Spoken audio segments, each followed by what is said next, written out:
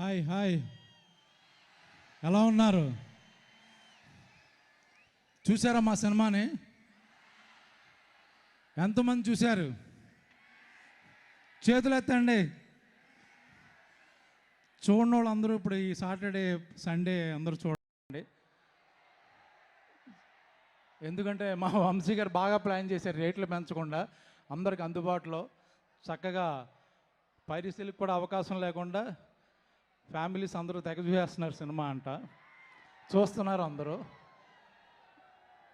So అందరికీ నచ్చింది.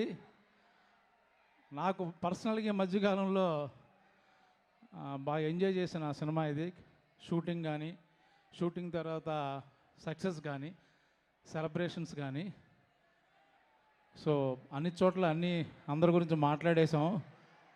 Content ఏమి కొత్తగా వచ్చింది మాకు, తను చార్టెడ్ ఫ్లైట్లో రాలేకపోయాడు పాపం.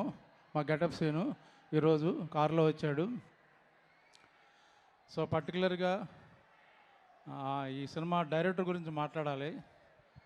ఇప్పుడే నేను శివాజీ కారులో వస్తుంటే అన్నాడు, లాస్ట్ అందరూ యాక్టర్స్ వాళ్ళ ప్రజెన్స్ వాళ్ళ పెర్ఫార్మెన్స్ కనబడుతుంది, బట్ లాస్ట్ 10 minutes మొత్తం డైరెక్టర్ సినిమా అండ్ మా హీరో అఖిల్ సినిమా అయిపోయింది. అది ఫైనల్గా చాలామంది అఖిల్కి పాపం హిట్ రావాలి పాపం అన్నారు. పాపం కాదు, ఎరగతీసాడు పట్టుకొని.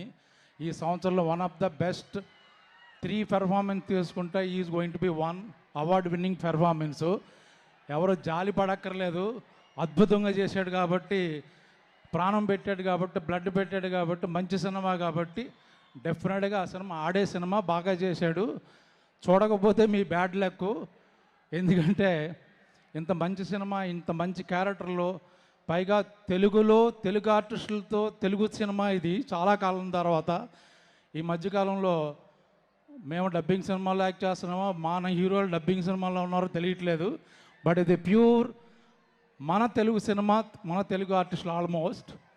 సో మంచి 24 క్రాఫ్ట్స్కి మంచి పేరు వచ్చిన చిత్రం కాబట్టి ఈరోజున చాలా సెలబ్రేట్ చేసుకుంటున్నాం. పైగా అఖిల్కి ఈ మధ్య పెళ్ళయింది కాబట్టి అందరూ ఆ లక్కు అని చెప్తున్నారు. అలా శ్రీమతి గారు తీసుకొచ్చిన అదృష్టం కూడా అంటున్నారు. అది ఒప్పుకుంటాను నేను కూడా.